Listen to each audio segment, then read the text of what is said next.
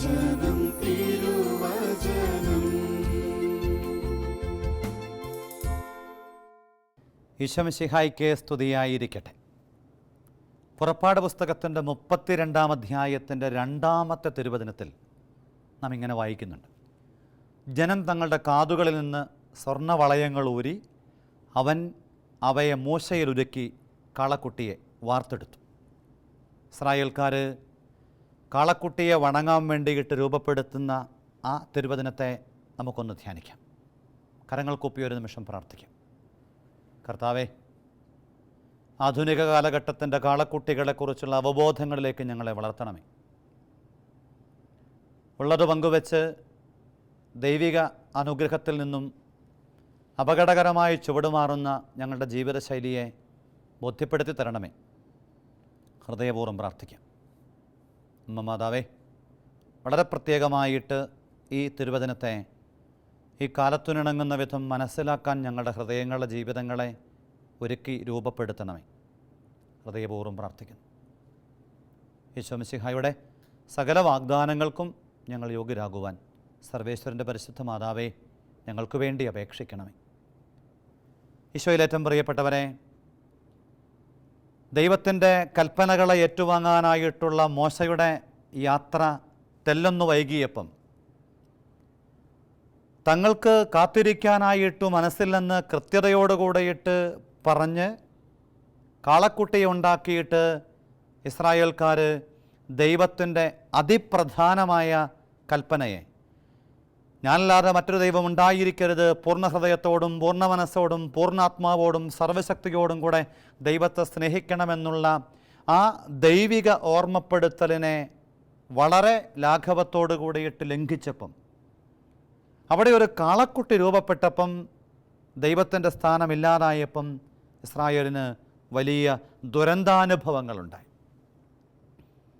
ഈ തിരുവചനം നമ്മളെ ഈ കാലത്തോട് ചേർത്തുകൊണ്ട് ചില സത്യങ്ങൾ പഠിപ്പിക്കാനായിട്ട് ആഗ്രഹിക്കുകയും, അപ്പോൾ ദൈവത്തിൻ്റെ സ്വന്തം ജനം ദൈവം ഏറെ കരുതലോടുകൂടിയിട്ട് ഈജിപ്തിൻ്റെ ആ ദുരിതാനുഭവത്തിൽ നിന്ന് മടക്കിക്കൊണ്ടുവന്നിരുന്ന ജനം ദൈവകൽപ്പനകളോടും ദൈവിക സ്വപ്നങ്ങളോടുമൊക്കെ വഴിമാറലുകളിലൂടെ അകലത്തിലായപ്പം നൊമ്പരത്തോടു കൂടിയിട്ട് നിൽക്കുന്ന ഒരു ദൈവം, ആ ദൈവത്തിൻ്റെ അതേ മനസ്സോടെ ഈ പുതിയ കാലവും ചില കാളക്കുട്ടികളെയൊക്കെ രൂപപ്പെടുത്തിയിട്ടുണ്ട്. ഈ പുതിയ കാലത്തിൻ്റെ കാളക്കുട്ടികൾ പഴയതിൽ നിന്നും അധികം വ്യത്യാസമില്ല എങ്കിലും അത് എന്ത് എന്നൊന്ന് മനസ്സിലാക്കുന്നത് നമ്മുടെ ജീവിതത്തിൽ നല്ലതാണ്. തമ്പുരാൻ ഇങ്ങനെ കൃത്യതയോട് കൂടിയിട്ട് പാപം നിൻ്റെ പടിവാതിൽക്കൽ കാത്തിരിപ്പുണ്ട് എന്ന് കായേനോട് പറഞ്ഞതുപോലെ ഇന്നും ആത്മീയ മേഖലകളിൽ നിന്ന് കൃത്യമായിട്ടുള്ള സൂചനകൾ, ഓർമ്മപ്പെടുത്തലുകളൊക്കെ കൈമാറ്റം ചെയ്യപ്പെടുമ്പോഴും അതിനെയൊക്കെ അവഗണിച്ചുകൊണ്ട് കടന്നു പോകുന്ന ആധുനിക കാലഘട്ടത്തെ ഇന്ന് ദൈവം ചേർത്തു നിർത്തിക്കൊണ്ട് പറയാണ്, തിരുത്താൻ സന്നദ്ധമെങ്കിൽ നഷ്ടപ്പെട്ടു പോയ അനുഗ്രഹങ്ങളൊക്കെ തിരികെ ലഭിക്കാനായിട്ട് സാധ്യതകളുണ്ടാകും. അല്ലാത്ത പക്ഷം എതിരിട്ട് മുൻപോട്ട് പോകുന്നുവെങ്കിൽ ജീവിതം ഒരു ദുരന്തമായി, സങ്കടത്തിൻ്റെ ഒരു കഥയായി അവസാനിക്കും. അതുകൊണ്ട് ചില മനുഷ്യരൊക്കെ പറയും, എത്രമാത്രം പരിശ്രമിച്ചിട്ടും ഈ ജീവിതത്തിൽ തിരുത്താനായിട്ട് സാധിക്കുന്നില്ല. ഒരു മനുഷ്യൻ, കള്ളുകൂടി നിർത്തിയ മനുഷ്യൻ കുറേ ദിവസം പോയി ട്രീറ്റ്മെൻറ്റൊക്കെ കഴിയും, തിരിച്ചു വരും, അദ്ദേഹം പിന്നെയും കൂടി തുടങ്ങും. എന്നിട്ട് പിന്നെ നമ്മളെ കാണുമ്പം വാ വിട്ട് കരച്ചിലാണ്, എൻ്റെ അച്ഛാ പറ്റുന്നില്ല, പിടിച്ചു നിൽക്കാൻ പറ്റുന്നില്ല. എത്രമാത്രം പരിശ്രമിച്ചിട്ടും ഒരു വ്യക്തിയുടെ ജീവിതത്തിൽ കരകയറണമെന്ന ആഗ്രഹമുണ്ടായിട്ടും അതിനെ അതിജീവിക്കാൻ പറ്റുന്നില്ല. അതായത് ആ വ്യക്തിയുടെ ജീവിതത്തിൽ ഈ കാളക്കുട്ടിക്ക് സമാനമായിട്ടുള്ള ദുഷ്ടത, അനുഗ്രഹത്തെ തടസ്സപ്പെടുത്തുന്ന അവസ്ഥ അതങ്ങനെ രൂഢമൂലമായിരിക്കുകയാണ്. അടിസ്ഥാനത്തിലത് വേരുപാകി നിൽക്കുകയാണ്. കരകയറാനായിട്ട് പരിശ്രമിച്ചിട്ടും സാധ്യമാകാതെ സങ്കടത്തോടു കൂടിയിട്ട് ആ മനുഷ്യൻ ജീവിതത്തിൽ പറഞ്ഞ അനുഭവങ്ങൾ മനസ്സിലുണ്ട്. അപ്പം ഇങ്ങനെയൊരു അവസ്ഥയിൽ നിൽക്കുന്ന ചില വ്യക്തികളും അതിനെ ചുറ്റിപ്പറ്റി കഴിയുന്നവരും തിരിച്ചറിയേണ്ട ചില ബോധ്യങ്ങളിലേക്ക് ഈ വചനചിന്ത വിരൽ ചൂണ്ടുകയാണ്. നമ്മൾ ഈ കാലഘട്ടത്തിൻ്റെ കാളക്കുട്ടികളെ നമ്മളൊന്ന് കണ്ടെത്തണം. ഈ ആസക്തി എന്ന് പറയണത് നാം ഓരോരുത്തരും അറിയാതെ അതൊരു വല്ലാത്ത സ്വാധീനം ഒരു വ്യക്തിയിലുണ്ടാക്കും. താൽക്കാലികമായിട്ട് അത് കുഴപ്പമില്ല എന്നൊക്കെ നമുക്ക് തോന്നും. മലയാളി ഏറ്റവും അധികം ഉപയോഗിക്കുന്നൊരു വാക്കാണല്ലോ അത്. എന്തിനും ഏതിനും മലയാളി പറയുന്ന ഉത്തരം കുഴപ്പമില്ല എന്നുള്ള ഉത്തരമാണ്. ജീവിത പങ്കാളി ജീവിതത്തിൽ ആദ്യം അല്പമൊക്കെ മദ്യപിക്കുമ്പം അത് കുഴപ്പമില്ല എന്നൊക്കെ പറഞ്ഞ് അതിൻ്റെ കൂടെ അത്യാവശ്യം വേണ്ട സഹായങ്ങളൊക്കെ ചെയ്തു കൊടുത്ത്, സാങ്കേതിക സഹായങ്ങളൊക്കെ ചെയ്തു കൊടുത്ത്, ഒടുവിൽ മുക്കുടിയനായിട്ട് മാറി അദ്ദേഹത്തെ ഒരു തരത്തിലും കൈകാര്യം ചെയ്യാൻ കഴിയാതെ വലിയ വേദനയോടെ കടന്നു വന്ന ഒരു സഹോദരി എന്നോട് പറഞ്ഞു, അച്ഛാ ഇതിൻ്റെ പുറകിലെ അടിസ്ഥാനപരമായ കാരണം ഞാനാണ്. പിന്നെ ജീവിതത്തിൽ സങ്കടപ്പെട്ടിട്ട് കാര്യമില്ല. ജീവിതത്തിൽ ഒരു തരത്തിലും കൂട്ടിമുട്ടിക്കാൻ കഴിയാത്ത വിധം ദുരന്ത പര്യവസായിയായ ഒരു ജീവിതമായിട്ടത് മാറിയപ്പം സങ്കടപ്പെട്ട് മാറത്തടിച്ച് കരഞ്ഞിട്ട് പിന്നെ കാര്യമില്ല. അതുകൊണ്ട് ഈ കാളക്കുട്ടികൾ ഏതൊക്കെയാണെന്നൊന്ന് തിരിച്ചറിയണം നല്ലത്. ഒന്നാമത്തെ ഒരു കാളക്കുട്ടി, പുതിയ കാലഘട്ടത്തിൻ്റെ കാളക്കുട്ടി ഈ പണമാണ്. ചില ആളുകളുടെ ദൈവമെന്ന് പറയുന്നത് പണമാണ്.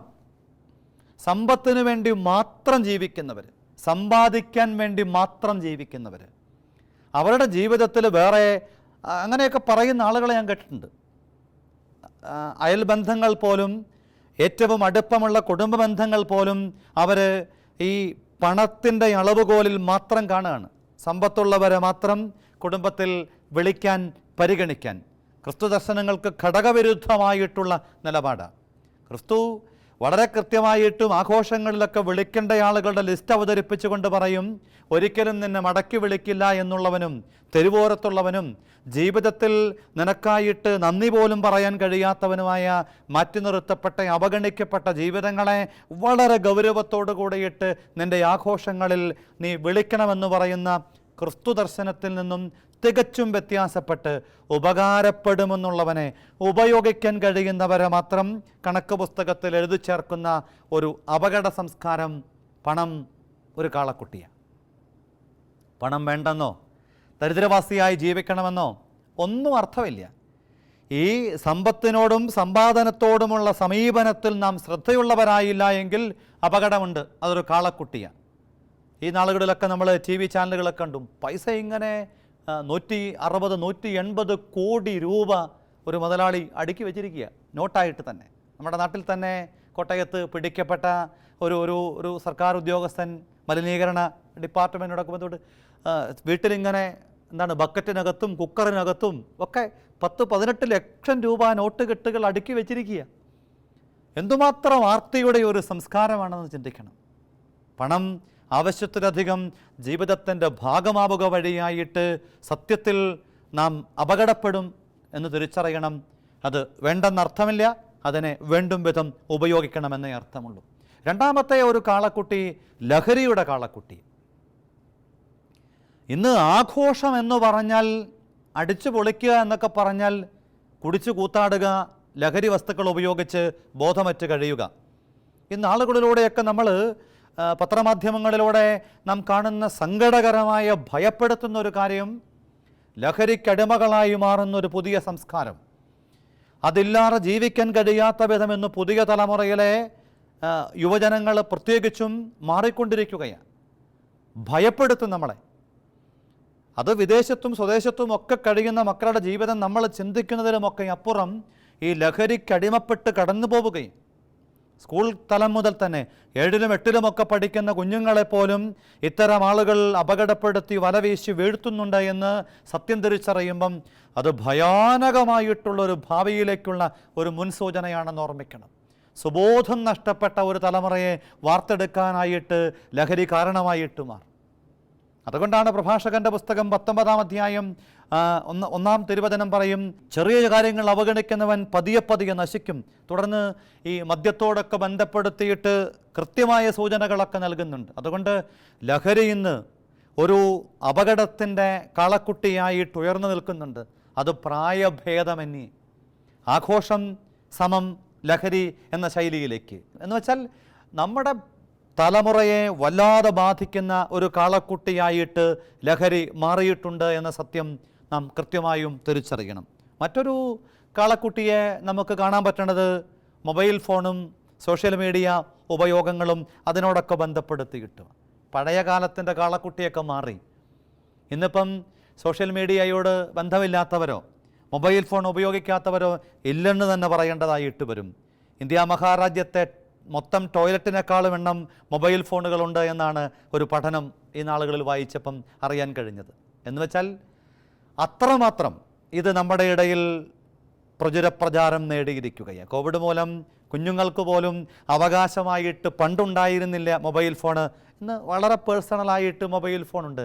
6ാം ക്ലാസ്സിൽ പഠിക്കുന്ന ഒരു കുഞ്ഞിനെക്കുറിച്ച് അമ്മ പറഞ്ഞ, അച്ഛാ അവളുടെ മൊബൈൽ ഫോൺ അവളുടെ സ്വന്തമാണെന്നാണ് പറയണേ, തൊടാൻ സമ്മതിക്കില്ല. LKG-യിലും UKG-യിലും പഠിക്കുന്ന കുഞ്ഞുങ്ങൾ പോലും ഓൺലൈൻ ക്ലാസ്സിൽ ടീച്ചർ കുട്ടികളോട് പറഞ്ഞു സ്വന്തമായിട്ട് മൊബൈൽ ഫോണുള്ളവർ കൈവെക്കാൻ പറഞ്ഞ് 2-3 പേര് ഒഴികെ ബാക്കി എല്ലാവരും കൈവൊക്കിയപ്പം ഈ പൊക്കാത്ത കുട്ടികൾ പിന്നെ വീട്ടിലുള്ള മാതാപിതാക്കൾക്ക് തൊഴിലും കൊടുത്തിട്ടില്ല. എനിക്കും സ്വന്തമായിട്ട്, അങ്ങനെ തന്നെയാണ് പറഞ്ഞതെന്ന് ആ ചേച്ചി പറഞ്ഞ വാക്കാ, എനിക്കും സ്വന്തമായിട്ട് മൊബൈൽ ഫോൺ വേണം. എൻ്റെ ക്ലാസ്സിലുള്ള ബാക്കി കൂട്ടുകാർക്കൊക്കെ ഉണ്ട്. ടെക്നോളജിയെ നമ്മൾ കൈകാര്യം ചെയ്യുമ്പോൾ ഇത് കാളക്കുട്ടിയായിട്ട് നമ്മുടെ ജീവിതത്തിൽ അപകടപ്പെടുത്തുമെന്നുള്ള അവബോധത്തോട് കൂടിയിട്ട് അതിനെ ഉപയോഗിക്കാൻ പഠിക്കണം. അത് കൃത്യമായിട്ടും നാം ശ്രദ്ധിക്കണം. നല്ലത്. 4ാമത്തെ ഒരു കാളക്കുട്ടിയായിട്ട് കാണാൻ കഴിയുന്നത് വിദ്വേഷത്തിൻ്റെ വെറുപ്പിൻ്റെ ഒരു കാളക്കുട്ടി. പുതിയ തലമുറ ഇങ്ങനെ പകരം വീട്ടലിൻ്റെ സംസ്കാരത്തിൻ്റെ ഭാഗമാണ്. പക വീട്ടാനുള്ളതാണ് എന്നാണ് ഒരു സിനിമയുടെ അടിയിൽ കുറിച്ചു വെച്ച വാചകം പോലും. പക വീട്ടാനുള്ളത്. പകരം ചോദിക്കാത്തവൻ കഴിവില്ലാത്തവനാണെന്നും പകരം വീട്ടാൻ കഴിവില്ലായ്മ ഒരു മനുഷ്യൻ്റെ ബലഹീനതയുടെ കൃത്യസൂചനയാണെന്നുമൊക്കെ മാധ്യമങ്ങളും പ്രത്യേകിച്ച് സീരിയലുകളും അതുപോലുള്ള പ്രോഗ്രാമുകളൊക്കെ പഠിപ്പിക്കുക. ഒരു ക്രിയാത്മകമായ ദർശനം കൊടുക്കാനായിട്ട് നമ്മുടെ മാധ്യമങ്ങൾക്ക് കഴിയുന്നുണ്ട്. ഈ നാളുകളിലൊക്കെ ഇറങ്ങിയ സിനിമകളും അതുപോലെ തന്നെ വല്ലാത്ത നമ്മളെ ഭാരപ്പെടുത്തുന്ന അനുഭവങ്ങളിലേക്ക് കൂട്ടിക്കൊണ്ടു പോവുകയാണ്. കുഞ്ഞു ജീവിതങ്ങളിലേക്ക് പോലും കുടുംബസമേതം കാണുന്ന മുഴുവൻ വ്യക്തികളിലേക്കും മലീമസമായിട്ടുള്ള ചിന്തകൾ, അരുതാത്ത കുറേ അറിവുകൾ അതെത്തിച്ചു കൊടുക്കുകയാണ്. എന്നിട്ട് അതിനെ ന്യായീകരിക്കണം. വളരെ അപകടകരമായ ഒരു സംസ്കാരമാണ്. യോഹന്നാൻ്റെ 1-ാം ലേഖനത്തിൻ്റെ 3:15 പറയും, സഹോദരനെ വെറുക്കുന്നവൻ കൊലപാതകി. എന്നുവെച്ചാൽ വിദ്വേഷത്തിൻ്റെ വെറുപ്പിൻ്റെ മേഖല വളരെ അപകടകരമായിട്ടിന്ന് വർദ്ധിച്ചു വരുന്നൊരു കാലഘട്ടത്തിലാണ് നമ്മൾ കഴിയണത്. അത് ഈ കാലത്തിൻ്റെ ഒരു പുതിയ കാളക്കുട്ടിയാണ്. ഈ എല്ലാ മനുഷ്യൻ്റെ ഉള്ളിലും ഇങ്ങനെ പകരം വീട്ടണമെന്നും, അതുകൊണ്ടാണ് നമ്മൾ വാഹനമൊക്കെ ഓടിച്ച് കടന്നു പോകുമ്പം ചില ആളുകളൊക്കെ കാണിക്കുന്ന ധാഷ്ട്യം, ഒന്ന് ഓണടിക്കുമ്പം കാണിക്കുന്ന പ്രതിഷേധ ശൈലികൾ. എന്നെ ഈ കുറേ നാൾ മുമ്പ് ഒരു ചെറുപ്പക്കാരൻ വളരെ വേഗത്തിൽ, ഞാനവനെ ഒന്നും ചെയ്തില്ല, ഞാനവനെ ഓവർടേക്ക് ചെയ്തു പോയി എന്നതൊഴികെ അവനത് ഇഷ്ടപ്പെട്ടില്ല. അവന് പോകേണ്ട വഴിയും കടന്ന് കുറേ ദൂരം എന്നെ അനുഗമിച്ച് അവസാനം എൻ്റെ മുമ്പിൽ വന്ന് ചവിട്ടി നിർത്തി കുറച്ച് കോപ്രായൊക്കെ കാണിച്ചിട്ട് അവൻ വട്ടം തിരിച്ചു പോകുന്നത് ഞാൻ കണ്ടു. എന്ന് വെച്ചാൽ അവൻ ആ റൂട്ടിൽ പോകേണ്ടവനായിരുന്നില്ല. എത്ര അപകടകരമാണെന്ന് നമ്മുടെ സംസ്കാരം. ഇനി 5ാമത്തെ ഒരു കാളക്കുട്ടി കൂട്ടുകെട്ടിനോട് ബന്ധപ്പെടുത്തിയിട്ട്, ഇന്നിപ്പം ബന്ധങ്ങൾ എന്ന് പറയുന്നത് അത് സ്വാഭാവികമായിട്ടുള്ള ബന്ധങ്ങളല്ല, ദുരുദ്ദേശപരമായ ബന്ധങ്ങളാണ്. എല്ലാ ബന്ധങ്ങളിലും ഇന്ന് എവിടെയൊക്കെയോ താളപ്പിഴകൾ ഉണ്ടാകുന്നു. പഴയ ക്ലാസ്മേറ്റ്സ് സൗഹൃദം പുനർവായനയ്ക്കും പുനർവിചിന്തനത്തിനുമൊക്കെ വിഷയമാക്കുന്നു. പിന്നീടത് സൗഹൃദമായി മോശമായ ബന്ധമായി മാറും. എവിടെ ചെന്നാലും, ഈ അടുത്ത നാളിലൊരു കുടുംബം കടന്നു വന്നു. ജീവിത പങ്കാളി ശ്രദ്ധിക്കാൻ, കേൾക്കാൻ, പരിഗണിക്കാനായിട്ട് വൈമുഖ്യം കാണിച്ചതുകൊണ്ട് മൊബൈൽ ഫോണിലൊരു വ്യക്തിയുമായിട്ട് ചുമ്മാ ചാറ്റിംഗ് സൗഹൃദം രൂപപ്പെടുന്നു. ഒരു കുടുംബം തകർച്ചയുടെ വക്കോളമെത്തി ഇങ്ങനെ സങ്കടത്തിൻ്റെ ആഴക്കടലിലെത്തി നിൽക്കുകയാണ്. കൂട്ടുകെട്ടുകളെ കളക്കുട്ടിയെ അതിനെ ആരോഗ്യകരമായിട്ടും അനുഗ്രഹീതമായിട്ടും കൈകാര്യം ചെയ്യാനാവുന്നില്ലെങ്കിൽ ഒരു കാര്യം നമ്മൾ ഓർക്കണം, നാം അറിയാതെ അത് അനുഗ്രഹത്തെ നഷ്ടപ്പെടുത്തും. ഇനി 6ാമത്തെ ഒരു കാളക്കുട്ടിയായിട്ട് അല്ലെങ്കിൽ ബിംബമായിട്ട് നാം കാണുന്ന ലൈംഗിക മേഖലയുടെ അതിപ്രസരമാണ്. എന്തിനും ഏതിനും ഇന്ന് ഒരു ലൈംഗിക ചുവയുള്ള ഒരു സംസ്കാരം. അത് വ്യക്തികൾക്കിടയിലുള്ള ബന്ധങ്ങളെപ്പോലും, സ്ത്രീ പുരുഷ സൗഹൃദങ്ങൾ പോലും ഇന്ന് ഇത്തരത്തിലൊന്നായിട്ട് രൂപാന്തരപ്പെടുകയാണ് യൗവനങ്ങൾക്കിടയിൽ ഏറെ കൂടുതൽ. ഇത്രയും അപകടകരമായിട്ട് റോമാലേഖനം 1-ാം അധ്യായത്തിൻ്റെ 27-ാമത്തെ തിരുവചനം പറയും, സ്വാഭാവികമായ ബന്ധം ഉപേക്ഷിക്കുകയും പരസ്പര ആസക്തിയാൽ ജ്വലിച്ച് അന്യോന്യം ലജ്ജാകരമായ കൃത്യങ്ങളിൽ ഏർപ്പെടുകയും ചെയ്തു. തങ്ങളുടെ തെറ്റിന് അർഹമായ ശിക്ഷ അവർക്ക് ലഭിച്ചു. റോമാക്കാരെക്കുറിച്ച് പറയാണ്, ലജ്ജാകരമായ പ്രവൃത്തികൾ ചെയ്ത് ശിക്ഷ വാങ്ങിയ ഒരു വലിയ സമൂഹമായിട്ട് റോമൻ സമൂഹം മാറി. എന്ന് വെച്ചാൽ ലൈംഗിക മേഖലയോടൊക്കെ ബന്ധപ്പെടുത്തിയിട്ടുള്ള അതിക്രമത്തിൻ്റെ, അനുഗ്രഹമില്ലാത്തതിൻ്റെ സൂചനകൾ. സൊദോം ഗൊമോറയുടെ പാപമാണ് എന്ന് പോലും പറയപ്പെടുന്ന ഈ ലൈംഗികപരമായ അതിക്രമം എന്ന് വെച്ചാൽ ഈ ഒരു വിശുദ്ധമായിട്ട് സൂക്ഷിക്കപ്പെടേണ്ട ശരീരത്തെ വിശുദ്ധിയുടെ നിറവിൽ മാത്രം സംഭവിക്കേണ്ട ഒരു കർമ്മത്തെ ഇന്ന് ശരീരത്തിൻ്റെ ഇച്ഛയ്ക്ക് വേണ്ടി, ജഡിക താല്പര്യത്തിന് വേണ്ടി മാത്രം വിട്ടുകൊടുക്കുന്ന ഒരു അപകട സൂചനയുള്ള കാലത്ത് നമ്മൾ ജീവിക്കുമ്പം ഈ കാളക്കുട്ടിയെ തിരിച്ചറിയണം. ഈ 6 കാളക്കുട്ടികളെ കണ്ടെത്തുക മാത്രമല്ല, ഇതിനെ കൈകാര്യം ചെയ്യാനായിട്ട് കൂടെ നമ്മൾ ശ്രദ്ധിക്കണം. അതാണ് തിരുവചനം പറയണത്. ഈ മനുഷ്യൻ്റെ ഒരു സ്വാഭാവികമായ ടെൻഡൻസിയാണ് ഉള്ളതൊക്കെ ഊരിയിട്ട് ആരാധിക്കാൻ, വണങ്ങാൻ, എന്തിനെയെങ്കിലുമൊക്കെ സ്വീകരിക്കുക എന്നത്. അത് തിരിച്ചറിയുമ്പം, ഇത്തരം അപകടകരമായ സാധ്യതകളെ തിരിച്ചറിഞ്ഞിട്ട് നാം തിരുത്താനായിട്ട് തയ്യാറാകുമ്പം മനസ്സിൽ കുറിക്കേണ്ട വളരെ പ്രധാനപ്പെട്ട കാര്യങ്ങൾ, പുണ്യം വളർത്താനായിട്ട് നമ്മൾ പരിശ്രമിക്കണം. അതെങ്ങനെയാണെന്ന് ചോദിച്ചാൽ, ഒന്നാമത്തെ കാര്യം, വിശ്വാസത്തിലൂന്നിയ ഒരു ആത്മീയ ജീവിതം ഉണ്ടാക്കിയെടുക്കണം. നാം അറിയാതെ നമ്മുടെ ജീവിതത്തിലേക്ക് കടന്നു വരുന്ന പണത്തോടും ലഹരിയോടും ബന്ധങ്ങളോടും അങ്ങനെ പല വിധത്തിൽ നമ്മുടെ ജീവിതത്തെ അപകടപ്പെടുത്താൻ കടന്നു വരുന്ന ഈ സൂചനകളെ തിരിച്ചറിയണമെങ്കിൽ നമ്മുടെ ജീവിതത്തിൽ ഇത്തരം കാളക്കുട്ടികളുടെ മുമ്പിൽ ഉള്ളതൊക്കെ ഊരി കൊടുത്ത് നാം അപകടപ്പെടാതിരിക്കണമെങ്കിൽ നാം അടിസ്ഥാനപരമായിട്ട് വിശ്വാസമുള്ളവരും ആത്മീയ വഴികൾ തേടുന്നവരുമായി മാറണം. ഇതച്ഛൻ പറയണത്, ഒരു മനുഷ്യൻ ജീവിതത്തിൽ ഒറ്റ തോന്നലിന് ചില തീരുമാനങ്ങളൊക്കെ എടുക്കും. നമ്മുടെ ഓൺലൈനിലൊക്കെ നടക്കുന്ന തട്ടിപ്പുകൾ, മലയാളിയാണ് ഏറ്റവും അധികം അതിനകത്ത് പെട്ടുപോകുന്നത്. എന്തുമാത്രം തട്ടിപ്പുകൾ നടക്കുന്നു.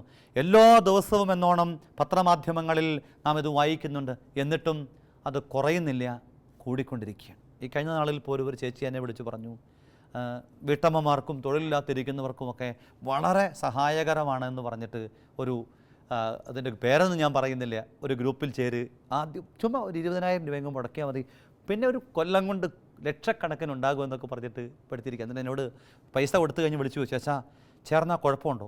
ഞാൻ പറഞ്ഞു, പൈസ കൊടുത്തിട്ട് ചേർന്നാൽ കുഴപ്പമുണ്ടെന്ന് ചോദിക്കുന്നത് അർത്ഥം തള്ളേ. അപ്പം ഇങ്ങനെ ഒരു സംസ്കാരത്തിൽ നിന്നും വിടുതൽ നേടണമെങ്കിൽ ബുദ്ധിയോ കഴിവോ ഒന്നുമല്ല, നാം അറിയാതെ നമ്മുടെ ജീവിതത്തിൽ പ്രാർത്ഥനയുടെ ജീവിതശൈലി ഉണ്ടെങ്കിൽ, വിശ്വാസത്തിലൊന്നിയ ഒരു ജീവിതശൈലി ഉണ്ടെങ്കിൽ നമുക്ക് ചില ഓർമ്മപ്പെടുത്തലുകളൊക്കെ എവിടെന്നെങ്കിലുമൊക്കെ കിട്ടും. ജീവിത പങ്കാളി കർണാടകത്തിലേക്ക് ഇഞ്ചി കൃഷിക്ക് പോകാൻ വേണ്ടിയിട്ട് സ്ഥലത്തിന് അഡ്വാൻസ് കൊടുത്തു, കാര്യങ്ങളൊക്കെ ക്രമപ്പെടുത്തിക്കൊണ്ടിരിക്കുകയാണ്. കുറച്ച് കഴിഞ്ഞാണ് ഭാര്യയോട് പറയണത്. അവസാനം വരെ ഈ ചേച്ചി പല പ്രാവശ്യം പറഞ്ഞിട്ടും അദ്ദേഹം ഇങ്ങനെ വാശി പിടിച്ച് പോകാൻ വേണ്ടി തീരുമാനിച്ചു. പോകാൻ വേണ്ടി ഇറങ്ങുന്ന സമയത്തും ആ സഹോദരി, അദ്ദേഹം തന്നെ എന്നോട് പറഞ്ഞാണ്, അവൾ ചോദിച്ചു, ഈ കൊല്ലം വേണോ എന്ന് ചോദിച്ചു. എൻ്റെ അച്ഛാ, അത് വേണ്ടാന്ന് വെച്ചെങ്കിൽ രക്ഷപ്പെട്ടനെ. അവസാനം ഈ മനുഷ്യൻ പറയാണ്, അവസാനം രായ്ക്ക് രാമാനം കിട്ടിയതൊക്കെ പറക്കിക്കൊണ്ട് ഇഞ്ചി പറിക്കാൻ പോലും പറ്റാതെ, പറിച്ച പണിക്കാർക്ക് കൂലി കൊടുക്കാനും പാട്ടം കൊടുക്കാനും തികയാത്തത് കൊണ്ട് ഇട്ടേച്ച് പോരേണ്ട ഗതികേട് വന്നു. നന്നായി പ്രാർത്ഥിക്കുന്ന, വിശ്വാസത്തിൽ ജീവിക്കുന്ന, ആത്മീയതയുള്ള ജീവിത പങ്കാളിയുടെ ആ ദൈവിക സമാനമായ സ്വരമൊന്നു കേൾക്കാൻ തീരുമാനിച്ചിരുന്നെങ്കിൽ ആ വ്യക്തികളുടെ ജീവിതം അപകടം പണയില്ലായിരുന്നു. അദ്ദേഹം തന്നെ സാക്ഷ്യപ്പെടുത്തുകയാണ്. മത്തായി സുവിശേഷം 17-ാം അധ്യായത്തിൻ്റെ 20 ഓർമ്മപ്പെടുത്തും, നിങ്ങൾക്ക് കടുകുമണിയോളം വിശ്വാസമുണ്ടെങ്കിൽ ഈ മലയോട് ഇവിടെ നിന്ന് മാറി കടലിൽ ചെന്ന് വീഴുക എന്ന് പറഞ്ഞാൽ അത് സംഭവിക്കും. നിങ്ങൾക്ക് വിശ്വാസമുണ്ടെങ്കിൽ നിങ്ങൾക്കൊന്നും അസാധ്യമായിരിക്കില്ല. തമ്പുരാൻ്റെ വചന, പ്രിയപ്പെട്ടവരെ. അതുകൊണ്ട് നമ്മൾ ഓരോരുത്തരും കൃത്യമായിട്ട് തിരിച്ചറിയണം, നമ്മുടെ ജീവിതത്തിൽ ഈ കാളക്കുട്ടിയെ തിരിച്ചറിയാനായിട്ട്, അതിനെ സമയബന്ധിതമായിട്ട് ഉചിതമായ വിധത്തിൽ കൈകാര്യം ചെയ്യാനായിട്ട് കൃപ ലഭിക്കണമെങ്കിൽ നാം വിശ്വാസത്തിലൂന്നിയ ആത്മീയതയെ ചുറ്റിപ്പറ്റിയ ഒരു ജീവിതം നയിക്കണം. പെട്ടെന്ന് ചില ഓർമ്മപ്പെടുത്തലുകളൊക്കെ ആരിലൂടെയെങ്കിലും തമ്പുരാൻ നമുക്കായിട്ടൊരുക്കും. അതിനുവേണ്ടി നാം ശ്രദ്ധയുള്ളവരും തിരുത്താൻ സന്നദ്ധരുമായി മാറണം. ഇനി രണ്ടാമത്തെ ഒരു കാര്യം നാം ശ്രദ്ധിക്കേണ്ടത്, ഒന്നിൻ്റെയും അടിമയാകാതിരിക്കാൻ ശ്രദ്ധിക്കണം. ഒന്നിൻ്റെയും അടിമയാകാതിരിക്കാനായിട്ട് ശ്രദ്ധിക്കണം.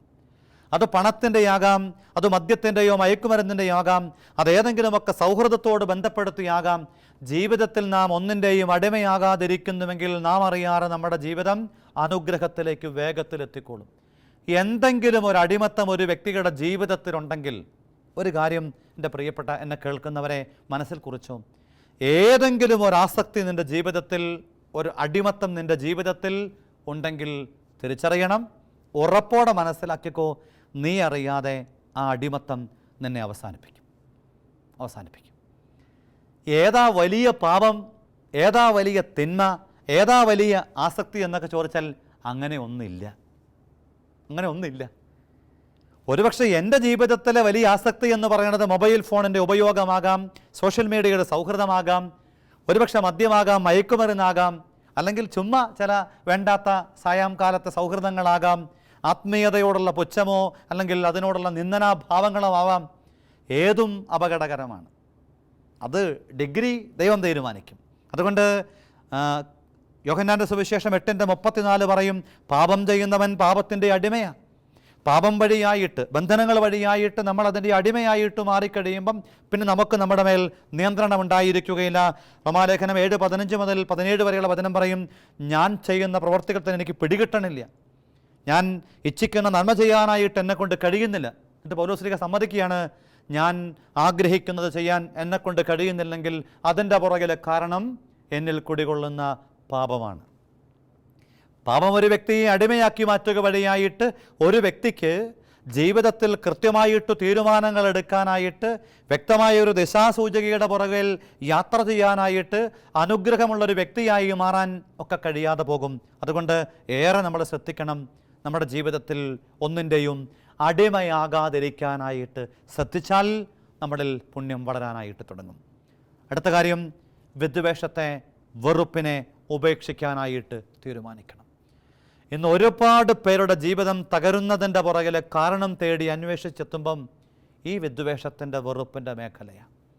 അതുകൊണ്ടാണ് 1 കൊറിന്തോസ് 14:1 പൗലോസ്ലീഹ പറയും, 13-ാം അധ്യായത്തിൽ സ്നേഹത്തെക്കുറിച്ച് സവിസ്തരം പ്രഖ്യാപിച്ചതിന് ശേഷം വിശുദ്ധ പൗലോസ് പറയാണ്, സ്നേഹമായിരിക്കട്ടെ നിങ്ങളുടെ ലക്ഷ്യം. 1 യോഹന്നാൻ 2-ാം അധ്യായത്തിൻ്റെ 9 മുതൽ വചനത്തിൽ നമ്മൾ വായിക്കുന്നുണ്ട്, സഹോദരനെ വെറുക്കുന്നവൻ ഇരുട്ടിലാണ്, ഇരുട്ടവൻ്റെ കണ്ണുകളെ അന്ധമാക്കിയതിനാൽ എവിടേക്ക് പോകുന്നുവെന്ന് അറിയുന്നില്ല. എന്ന് വെച്ചാൽ ഇരുട്ട് വഴിയായിട്ട്, വിദ്വേഷത്തിലൂടെ ഇരുട്ടുള്ളിൽ കയറിക്കഴിയുമ്പം ജീവിതത്തിലെടുക്കുന്ന മുഴുവൻ തീരുമാനങ്ങളും അപകടകരമായിട്ട് മാറും. മത്സരയോട്ടം നടത്തുന്ന ബസ് പോകുന്ന വഴിയിലുള്ള ആളുകളെ മുഴുവൻ ഇടിച്ച് തെറിപ്പിച്ച് കടന്നു പോവുകയാണ്. കാരണം അവൻ്റെ ഉള്ളിൽ ഒറ്റ ലക്ഷ്യമേ ഉള്ളൂ, മുൻപേ പോകുന്ന ബസ്സിൻ്റെ ഓവർടേക്ക് ചെയ്യുക, അവനെ തോൽപ്പിക്കുക. സമാനമാണ്. നാം അറിയാതെ ഇങ്ങനെ കൺകെട്ടിക്കളി കളിക്കുന്ന ഒരുപാട് ജീവിതങ്ങളെ കണ്ടിട്ടുണ്ട്. ഇന്ന് ഒരുപാട് പേര് ആരോഗ്യ മേഖലയിൽ രക്ഷയില്ലാതെ കഴിയുന്നുണ്ടെങ്കിൽ അതിൻ്റെ പുറകിലെ കാരണം തേടുമ്പോഴും ഇതൊക്കെ തന്നെയാണ്. പല ആളുകളും ഇന്ന് ഭയങ്കര അപകടകാരികൾ, ദേഷ്യം, പ്രതിഷേധം ഇതൊക്കെ കൊണ്ടെടുക്കുകയാണ്. എന്താ കാരണം? ഉള്ളിൻ്റെ ഉള്ളിൽ ഈ വിദ്വേഷത്തെ, വെറുപ്പിനെ സ്നേഹം കൊണ്ട് കൈകാര്യം ചെയ്യാനായിട്ട് വൈമുഖ്യം കാണിക്കുകയാണ്. എന്തോ കുറച്ചിൽ പോലെയൊക്കെ കാണുക. ഒന്ന് തോറ്റാൽ എന്താ എന്ന ചോദ്യം നാം ഓരോരുത്തരും നമ്മളോട് ചോദിക്കണം. നല്ലതാണ്. ചിന്തകൾ അവസാനിപ്പിക്കുക. ഈ പുതിയ കാലത്തിൻ്റെ കാളക്കുട്ടികളെ അതിജീവിക്കണമെങ്കിൽ നാം തിരിച്ചറിയണം, നമുക്ക് അടിസ്ഥാനപരമായ വിശ്വാസത്തിൻ്റെ ശൈലി ഉണ്ടാവണം, നമുക്ക് അടിസ്ഥാനപരമായ ആത്മീയതയുടെ കരുത്തുണ്ടാവണം. നമ്മുടെ ജീവിതം ഒന്നിൻ്റെയും അടിമയല്ല എന്ന് ഉറപ്പുവരുത്താനായിട്ട് കഴിയണം. നമുക്ക് വിദ്വേഷത്തിനപ്പുറം സ്നേഹത്തിൽ വേരുപാകിയ, അതുകൊണ്ടാണ് സെൻ്റ് അഗസ്റ്റിൻ പറഞ്ഞത്, സ്നേഹിക്കുക, ഇഷ്ടമുള്ളത് ചെയ്തു കൊള്ളുക. ഈ കാലത്തിൻ്റെ കാളക്കുട്ടികളെ തിരിച്ചറിയാൻ കർത്താവിൻ്റെ ഓർമ്മപ്പെടുത്തൽ നെഞ്ചോട് ചേർക്കാം. ഹൃദയപൂർവ്വം പ്രാർത്ഥിക്കാം. നമുക്കൊരു നിമിഷം പ്രാർത്ഥിക്കാം. ഈശോയെ, ഇസ്രായേൽക്കാർ ദൈവത്തിന് കൊടുക്കേണ്ട 1-ാം സ്ഥാനത്തെ തങ്ങൾക്കുള്ള സ്വർണവും ആഭരണങ്ങളുമൊക്കെ ഊരി കാളക്കുട്ടിയാക്കി മാറ്റി അതിനെ വണങ്ങി അപകടപ്പെട്ടതുപോലെ ഈ പുതിയ കാലത്തിൻ്റെ കാളക്കുട്ടികളായ പണവും ലഹരിയും മൊബൈൽ അമിത ഉപയോഗങ്ങളും വിദ്വേഷത്തിൻ്റെ, വെറുപ്പിൻ്റെ മേഖലകളും അരുതാത്ത കൂട്ടുകെട്ടുകളും ലൈംഗിക അതിപ്രസരണങ്ങളുമൊക്കെ ഞങ്ങളുടെ ജീവിതത്തെയും അപകടപ്പെടുത്തുകയാണ്. തിരിച്ചു വരാൻ, തിരുത്താൻ വിശ്വാസത്തെ വർദ്ധിപ്പിക്കണമേ, ആത്മീയതയെ ഉണർത്തണമേ. ഞങ്ങളുടെ ജീവിതത്തിൽ ഒന്നിൻ്റെയും അടിമയാകാതെ കർത്താവിൻ്റെ സ്വന്തമാകാൻ ഞങ്ങളെ പഠിപ്പിക്കണേ. ഈശോയെ, ഞങ്ങളിൽ സ്നേഹം നിറയട്ടെ, സ്നേഹമാകട്ടെ ലക്ഷ്യം. ഹൃദയപൂർവ്വം പ്രാർത്ഥിക്കും. ഈശോ അനുഗ്രഹിക്കട്ടെ. ഈശോ മിശിഹായ്ക്ക് സ്തുതിയായിരിക്കട്ടെ.